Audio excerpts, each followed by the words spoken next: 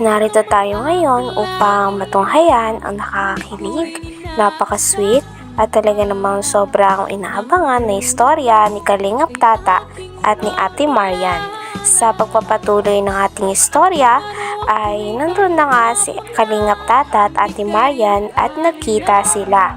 Tinanong naman ni Ate Marian si Kalingap Tata kung bakit daw ba siya naging vlogger at bakit gusto niyang tumulong sa mga tao. Sabi naman ni Kalingap Tata ay kaya daw gusto niya talaga maging vlogger ay na-inspire talaga siya kay Kalingap Val na tumulong sa kanilang mga kapwa. Talagang para daw sa kanya ay nasa puso niya ng pagtulong sa mga mahihirap. Kaya gustong gusto niya daw ang kanyang ginagawa na maging Kalingap vlogger at makatulong sa iba't ibang tao. Sila yung inspirasyon ko, na-inspire ako sa kanila. Bakit ako nag-charity? Kasi sila ay mga hinanga ako mga charity. Kaya ginagawa ko din yung ginagawa nila kasi gusto kong makatulong din sa mga mahihirap. Kasi yan talaga yung ano ko, kumbaga malapit ako sa puso sa mga mahihirap pagtulong. Kaya iba rin naman din na nakita ko sila Kuya Bal, sila Kalingap Rab na tumutulong. Talagang sabi ko, sana maging ganun din ako na Kuya Bal, kina Kalingap Rab na sana maging charity vlogger rin ako. So hanggang doon na dumating yung opportunity na pumunta sila sa Davao, kaya Kuya Bal, doon, pumunta agad ako kasi nakita ko sila na sa YouTube na papunta pa lang sila sa Mindanao. Yan, ginagalap ko agad yung opportunity na makita ko si Kuya Bal. Dahil masilayan ko yung idol ko. Yun nga, talagang ang Panginoon talaga ay may ano talaga. Sa pagpapatuloy pa ng ating istorya ay kinuwento din ni Kalingap Tata kay Ate Marian kung anong history niya at kung paano siya nakuha sa Kalingap team. Talagang tuwang-tuwa naman si Ate Marian sa mga kinikwento ni Kalingap Tata dahil napakagaling nitong magkwento. Si Kalingap Tata naman ay kinwento din ang kanyang journey at ipinagmamalaki niya din kay Ate Marian ang kanyang mga talents. Katulad na lang ng magaling daw siyang sumayaw, kumanta, kaya naman habang sinasabi niya ito kay Ate Marian ay talagang syempre kinikilig din si Ate Marian at mas lalong na-inspired at humahanga kay Kalingap Tata. Talagang habang patagal nga ng patagal ay mas lalo nang dumadami ang kinikilig kay Ate Marian at kay Kalingap Tata. Pagkatapos naman nito ay kinwentuhan pa nga ng marami ni Kalingap Tata si Ate Marian. At si Ate Marian naman ay kitang-kita lamang na nakikinig at nag-enjoy din sa mga bawat kwento, istorya at mga sinishare ni Kalingap Tata sa kanya habang nagkikwentuhan silang dalawa. Yun nga, talagang ang Panginoon talaga ay may ano talaga, gumagawa ng way na makilala ko si Kuya Bal. And then pagpunta ko sa Malalag, sa Mindanao, nung pumunta ako kay Kuya Bal, doon ko nakilala sa Malalag.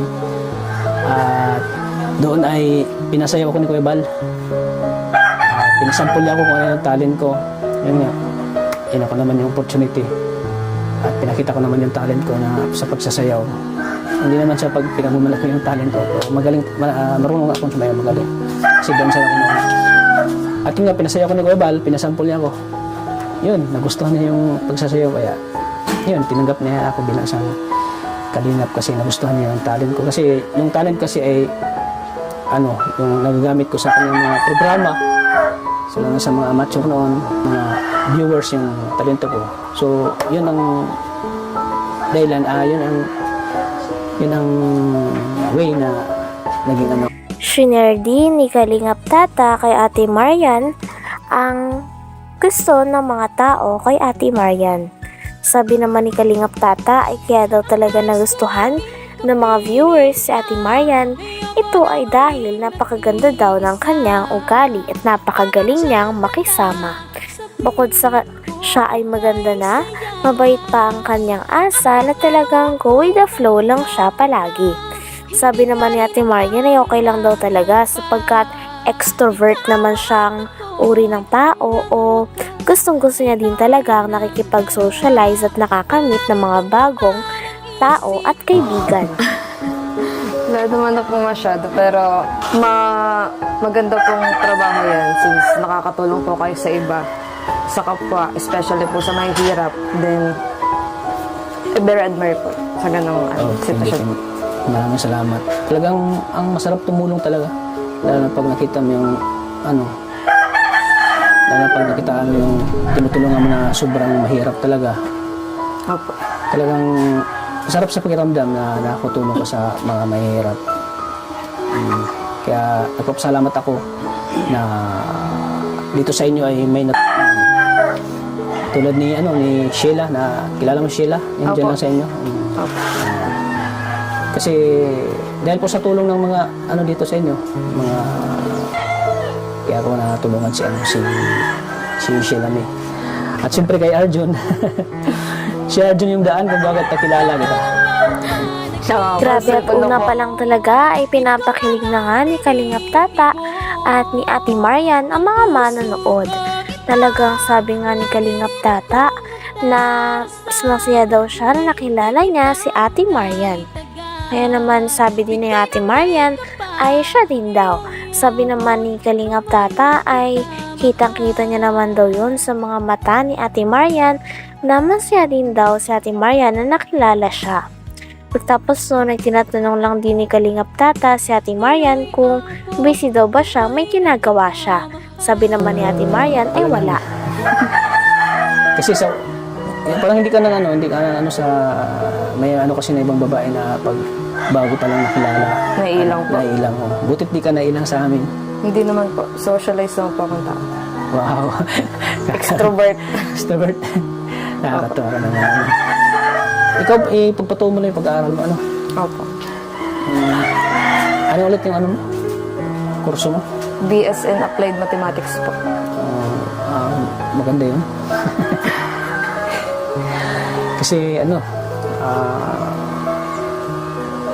ba yan po? Ituturo mo ba yun sa ano ba yung ibig sabihin nun? Pagturo ba yun? Ano po, include po yun. Tapos include po yung accountancy. Then, medyo pinsan ng engineer. Ganun. Ganun. Ako mahina ako sa math eh. Isang beses naman ay si Ate Maria naman ang nagtanong kay Kalingap Tata.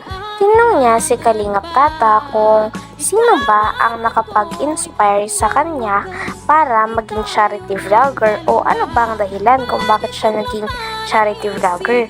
Sabi naman ni Kalingap Tata ay ang pinaka main reason talaga ay siya daw ay na-inspired. Katulad na nga lang daw kay Kalingap Val, kay Kalingap Rab at sa iba pang mga kalingap na charity vlogger. Gustong-gusto niya din daw kasi tumulong sa mga mahihirap dahil alam niya rin kung ano ang pakiramdam na maging mahirap. Kaya nais niyang tumulong at makapagpagaan ng ibang buhay. Talagang dahil naman dito ay mas humanga pa nga si Ate Marian kay Kalingap Tata dahil sa vision niya at pangarap niya para sa ibang tao. Ano ba yan po? Ituturo mo ba yun sa ano ba yung ibig sabihin nun? Pagturo ba yun? Ano po, include po yun. Tapos include po yung accountancy. Then, medyo pinsan ng engineer. Ganun. Ganun. Ako mahina ako sa math eh. Sana turuan mo rin ako. Di po ako magaling magturo. Turuan ako na mahalin ka. Sana Ay, masaya ako na nakilala kita, Salamat po. Maraming salamat talaga. Itong pag-uusap natin ay talagang binigay mo ng oras na pag-usap tayo yun. Opo. As long as wala naman po akong ginagawa, di naman po kayo nakakaabada. Taga saan ka nga po pala? Saan ka muna nagmula bago ka naging Sa Mindanao po. Yun nga, sabi ko sa'yo nung pumunta ko ng Mindanao tapos sumama na ko kay Kuya Bal dito sa Daip. Kaya ako napunta dito sa Daip. Hanggang ngayon, tuloy-tuloy na rin pag-chat. Hanggang dito na lamang muna ang ating nakakakilig, napaka-sweet at talaga namang sobrang trending na istorya ni Kalingap Tata at Ate Marian. Maraming salamat sa inyong panonood. Hanggang sa muli. Bye!